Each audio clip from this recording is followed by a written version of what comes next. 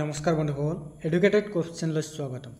আজি আকৌ আমি লৈ আনিছোঁ অন্য এক ভিডিঅ'লৈ, য'ত আজি আমি ডিছকাশ্যন কৰিম অনাগত সময়ত আহিবলগীয়া যোনটো 15 ছেপ্টেম্বৰ তাৰিখে অনুষ্ঠিত হ'বলৈ গৈ আছে থাৰ্ড গ্ৰেডৰ হাই ছেকেণ্ডেৰী লেভেলৰ এক্সাম বা ফ'ৰ্থ গ্ৰেডৰে হওক বা গ্ৰেজুৱেশ্যন লেভেলৰ হওক সকলো এক্সামৰ কাৰণে একেটা ইনষ্ট্ৰাকশ্যন আছে। এই ইনষ্ট্ৰাকশ্যনসমূহ দিয়া হৈছে, গাইডলাইনসমূহ যে আমি এক্সাম দিব যাওঁতে কি কি সাৱধানতা অৱলম্বন কৰিব লাগে তাৰ বিষয়ে আমি ডিছকাশ্যন কৰিম।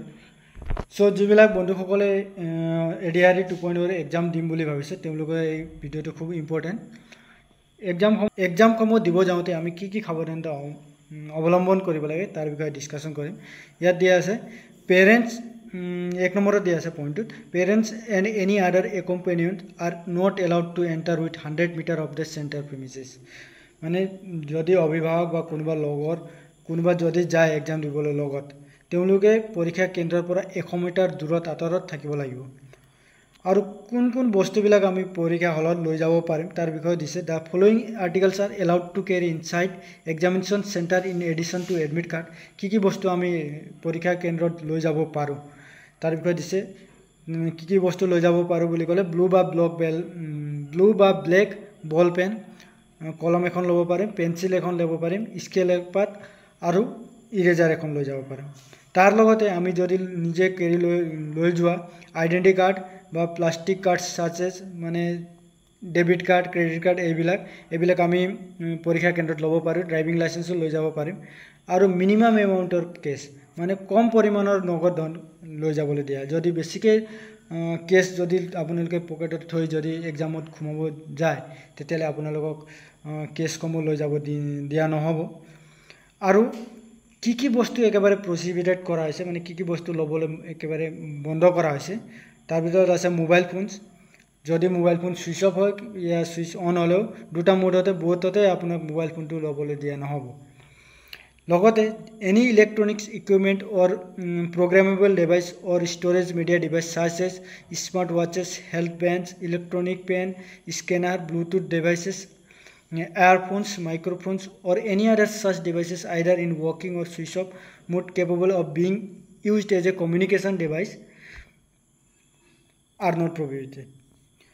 মানে যিকোনো ইলেক্ট্ৰনিক সামগ্ৰী যেনেকৈ মোবাইল ফোনে হ'ল বা হাতত লগোৱা স্মাৰ্ট ৱাচে হ'ল, নৰ্মেল ৱাচ ল'ব দিয়া হ'ব কিন্তু স্মাৰ্ট ৱাচ, হেল্থ বেণ্ড হ'ল, লগতে ইলেক্ট্ৰনিক কলম বা স্কেনাৰ, ব্লুটুথ ডিভাইচেছ বা এয়াৰফোনছ, মাইক্ৰ'ফোনছ যিবিলাক বস্তু মানে এক্সামৰ কাৰণে প্ৰয়োজনীয় নহয়, যিবিলাক মানে কমিউনিকেশ্যনৰ কাম কৰিব পাৰে সেইবিলাক বস্তু একেবাৰে প্ৰহিবিটেড কৰা হৈছে।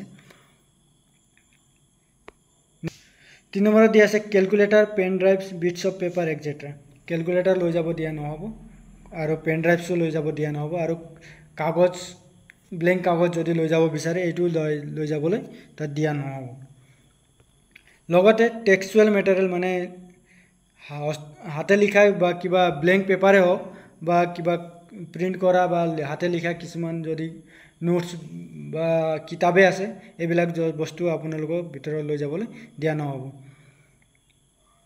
আৰু লগতে যিকোনো আইটেম মানে যিবিলাক এক্সামসমূহ দিবৰ কাৰণে ফেয়াৰলি এক্সামসমূহ দিবৰ কাৰণে এইবিলাক বস্তু প্ৰয়োজন নহয় সেইবিলাক বস্তু আপোনাৰ কাৰণে তাত ভিতৰত লৈ যাবলৈ দিয়া নহ'ব। আপোনাক ইয়াতে ইমানেই জানিব লাগিব যে কি বস্তু লগত লৈ দিব সেই বস্তুসমূহৰ ভিতৰত এডমিট কাৰ্ড ল'ব দিব, ডেবিট কাৰ্ড বা ক্ৰেডিট কাৰ্ড লগত দিব, driving licence, PAN card, voter ID এইবিলাক ল'ব দিব।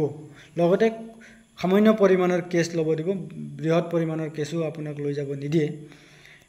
এইবিলাক বস্তুৰ ওপৰত আপোনালোকে ধ্যান দিব লাগিব। লগতে ইয়াত দিয়া আছে SDRE's provision of negative marking for wrong answers as well as for selecting more than one option of a questions. Candidates are advised to be careful while making on the OMR. আপোনালোকে OMR seat fill up কৰোঁতে আপোনালোকে এটা সাৱধানতা অৱলম্বন কৰিব দিছে। যিহেতু negative marking দিয়া আছে, চ' আপোনালোকে এটা কুৱেশ্যনৰ অপশ্যনটো এটাতে ক্লিক নহয়, ইয়াত এটাতে টিক কৰিব। এটা কুৱেশ্যনৰ এনচাৰত যদি দুটাত টিক কৰে তেতিয়া এইটো নেগেটিভ মাৰ্কিঙত গুচি যাব, এইটো ভুল হৈ যাব এনচাৰটো। সেইকাৰণে যদি আপুনি OMRত টিক কৰোঁতে অলপ সাৱধানতা অৱলম্বন কৰিব দিছে। লাষ্টৰটো অপশ্যনটো আছে এনেধৰণে as per section 10(1) of the Assam Public Examination Measure for Prevention of Unfair Means in Recruitment Act 2024, there is a provision of punishment with imprisonment for a term which may extend to 3 years for any violation found. Assam Public Examinations Act Section 10(1)ৰ মতে যদি আপোনালোকে এক্সামিনেশ্যনৰ rule কিছুমান violet যদি কৰে তেতিয়াহ'লে আপোনালোকক কি হয় তাত এই এক্টৰ মতে আপোনাক ইয়াত ইমপ্ৰিজন মানে জেললৈ পঠাব পাৰে লগতে এই জেলৰ সময় নিৰ্ধাৰণ কৰিছে 3 বছৰলৈকে আপোনাৰ পানিশমেন্ট হ'ব পাৰে সো বন্ধুসকল যদি আপোনালোকে এডিআৰই 2.0 এক্সাম দিব ওলাই আছে তেতিয়াহ'লে এই ভিডিঅ'টো চাব কি বস্তু লৈ যাব পাৰি বা কি বস্তু ল'ব নোৱাৰে কি সাৱধানতা অৱলম্বন কৰা আছে ইয়াত মই আজি ডিসকাশন কৰি দিলো সো সকলোকে অনাগত আহিবলগীয়া এডিআৰই 2.0 এক্সামৰ কাৰণে বেষ্ট অফ লাক থাকিল লগতে মোৰ ফালৰ পৰা আন্তৰিক শুভেচ্ছা থাকিল আৰু আজিৰ ভিডিঅ'টো ইমানে সামৰণি মাৰিলো যদি ভিডিঅ'টো ভাল লাগিলে লাইক কমেন্ট আৰু শেয়াৰ কৰি দিব বাই হেভ এ নাইস ডে